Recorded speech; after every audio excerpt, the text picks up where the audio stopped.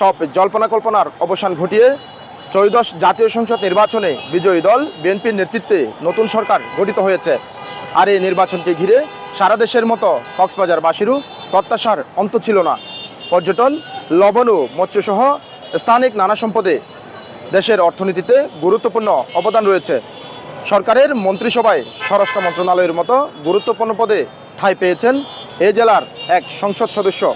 তাই নতুন সরকারের কাছে এই জেলার মানুষের কেমন প্রত্যাশা জানতে চাই। প্রত্যাশা সাধারণ জনগণের, দেশে নতুন সরকার গঠিত হয়েছে, সকল দলকে শ্রদ্ধা জানিয়ে দেশকে এগিয়ে নেওয়ার লক্ষ্যে ওনারা সবাই একসাথে বসে মিলেমিশে কাজ করবে এবং দেশকে স্থিতিশীল পরিস্থিতিতে নিয়ে আসবে। পর্যটন শিল্পে অনেক বেশি ক্ষতির সম্মুখীন হয়েছে, বিশেষ করে সেন্ট মার্টিন দ্বীপবাসী। তাদের মৌলিক অধিকার হরণ হয়েছে, তাদের বলতে গেলে অর্থনৈতিকভাবে তারা পঙ্গু হয়ে গেছে দ্বীপবাসী।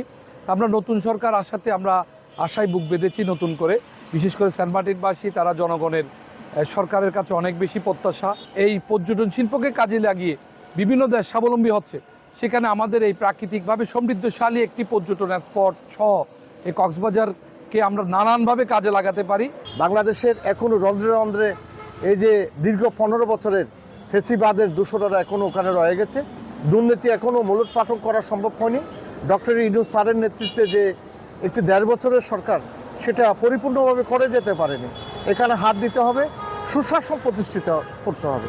দুর্নীতি এবং সুশাসন পাশাপাশি আইনশৃঙ্খলা যদি উন্নতি করা যায়, তাহলে বাংলাদেশের মানুষের পেটে কিছু না কিছু আছে। বাংলাদেশের মানুষ পেটে ভাত চায় না, চায় শান্তিতে ঘুমিয়ে যেতে। উনি ওনার সবাইকে নিয়ে কাজ করবেন। আমরাও একজন সাধারণ জনগণ হিসেবে আশা করি উনি ওনার বক্তব্য সেটা বাস্তবায়ন করবেন এবং সুন্দরভাবে দেশটা পরিচালনা করবেন। দেশের জন্য শান্তি বিরাজ থাকে, সন্ত্রাসমুক্ত, মাদকমুক্ত একটি সুন্দর সমাজ, সুন্দর একটি দেশ পরিচালনা করতে পারেন এবং জনগণের যে প্রত্যাশা রয়েছে সেটা যেন উনি পরিপূর্ণভাবে পূরণ করতে পারেন, সেটা একজন সাধারণ জনগণ হিসেবে সেটা আমরা আশা করছি। নতুন সরকারের কাছে আমাদের প্রত্যাশা হচ্ছে গত 17 বছর দ্রব্যমূল্যের যেই মূল্য, এগুলো লাগামহীনভাবে বাড়ানো ছিল, এগুলো কমিয়ে সাধারণ আম জনতা যারা আছে, সাধারণ পাবলিক যারা আছে, ওনারা যাতে ওনাদের কম দামের মধ্যে ওনাদের যে দ্রব্যাদি আছে এগুলো পায়, যাতে ওনারা ওনাদের মধ্যে জীবন লিড করতে পারে। আর আইনশৃঙ্খলা বাহিনীর চরম অবনতি ছিল, এগুলো যাতে স্বাভাবিক অবস্থায় ফিরে আসে। আর গত 17 বছর সাংবিধানিক অধিকার, যে মৌলিক অধিকার, এগুলা খর্ব হয়েছে, এগুলো যাতে এই স্বাভাবিক যে সাংবিধানিক অনুযায়ী দেশ চলুক, যে মৌলিক অধিকার, এগুলো যাতে মানুষ ভোগ করতে পারে, আমি নতুন সরকার কাছে প্রত্যাশা করব। পর্যটন নগরবাসীর প্রত্যাশা, নতুন সরকারের হাত ধরে গড়ে উঠবে নিরাপদ কক্সবাজার, অভূতপূর্ব উন্নয়ন ঘটবে পর্যটন সহ নানা খাতের। আশরাফ বিন ইউসুফ, আজকের পত্রিকা, কক্সবাজার।